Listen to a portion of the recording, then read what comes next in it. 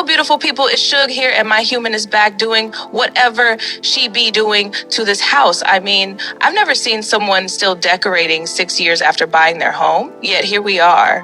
Anywho, she says her style is constantly evolving, or she just wants to try something new. Either way, the decor is forever changing around here. And I am not over-exaggerating about this. Sis has a problem. She did this gallery wall like year one of becoming a homeowner, and although she loves it, she always thought she could do better, and I must agree. However, I totally disagree with this outfit. Y'all, what in the candy cane lollipop gill is going on here? Every time November 1st hits, it's like 100% Christmas spirit in this household. But hey, we listen and we don't judge. So my mom wants to show you all her redoing her gallery wall, where she'll be adding new pieces, reorganizing, making some adjustments to the spacing. And you folks here on YouTube are gonna watch, listen, comment, like, subscribe, and enjoy this video. Now, go ahead and do your thing, Mom.